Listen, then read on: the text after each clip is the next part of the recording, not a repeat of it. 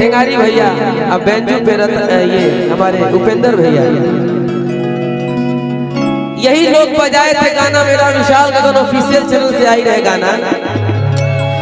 देख ली हनी हो हम तो देख ली हनी, देख ली हनी हो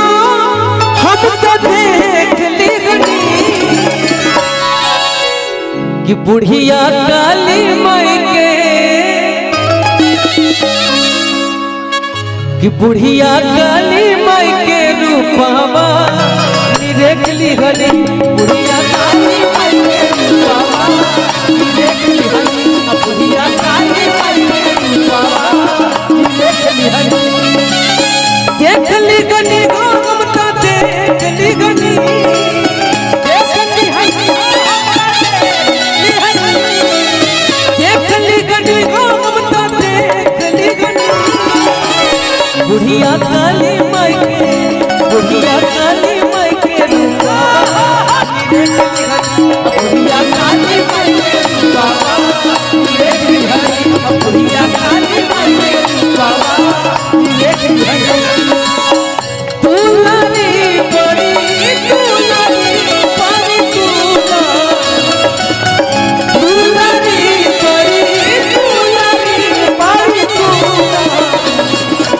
सबका से भाई सुखवार हमारा, सबका से भाई सुखवार हमारा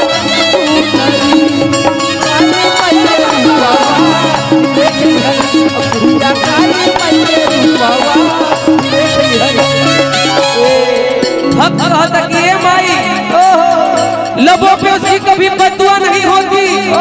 बस एक माँ है जो मुझसे कभी खफा नहीं होती।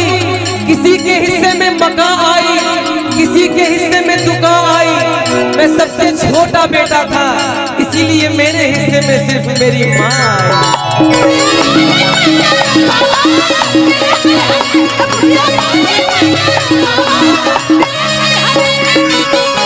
एक तरह से हमने के जागरण में उपस्थित भइल वाली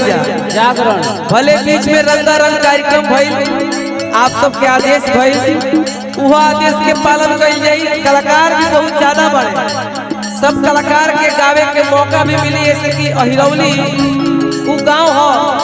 एजा रुपया पैसा पर कलाकार ना हो, एजा प्यार में व्यवहार में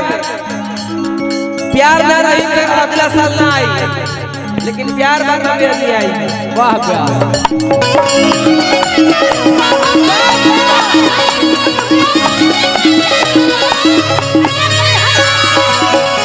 बड़ी भाग्य आईनी, बड़ी भाग्य आईनी हम तो देवी माई के,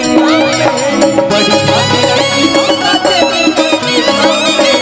बड़ी भाग्य आईनी हम तो देवी माई के, बड़ी सुख पैनी, बड़ी सुख पैनी हम ताया चला के छावे,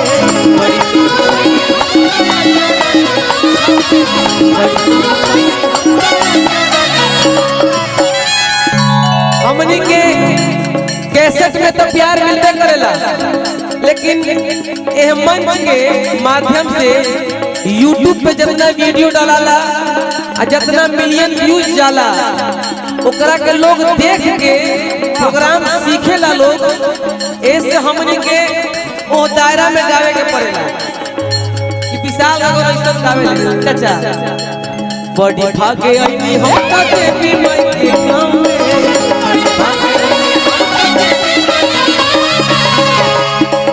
बड़ी सुख पैनी हम ताया चला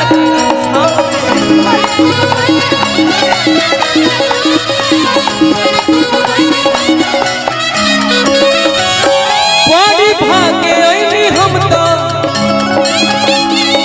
देवी माई के गाँव में,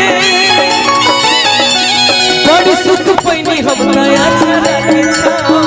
बड़ी सुख पैनी हम ताया चला के छाव, बड़ी सुख पैनी हम ताया चला के छाव। केहू माई के दरबार में जाला तो खड़े खड़ी प्रणाम करेला, केहू घुटना पर बैठ के प्रणाम करेला, केहू साक्षात दंडवत प्रणाम करला। ऐसे कहत नहीं टेक ली गनी गो तो टेक ली गनी टेक ली गनी गो टेक ली गनी गो तो टेक ली गनी। भोजपुरी में चर्चा ये घड़ी बहुत कलाकार भी उत्पन्न हो रहल बाड़े, एक एक से गीत भी आ रहल बा, लेकिन पुराना जौन गीत रहे वो आजो बा आजीवन रही। जैसे में गाना के धुन हमारा याद पड़ गई, चैते में हो जाला चैते में हो जाला सवनवा में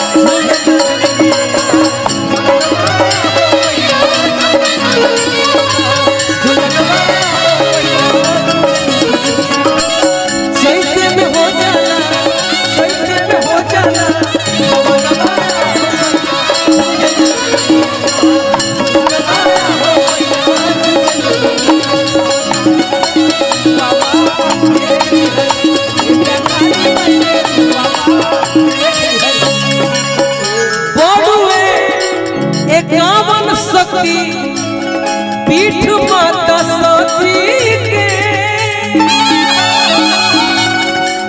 मनोज मोहित बिसल अंतरेली अति के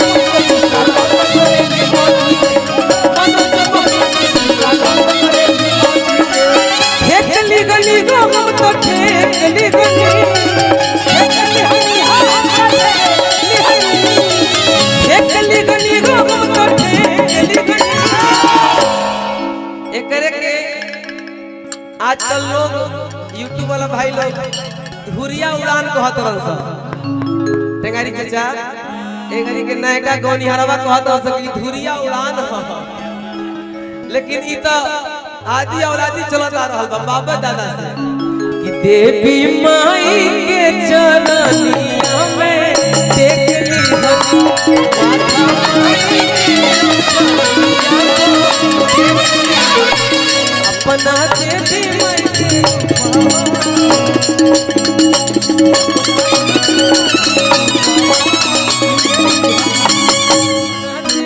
अरे पूरा पूरा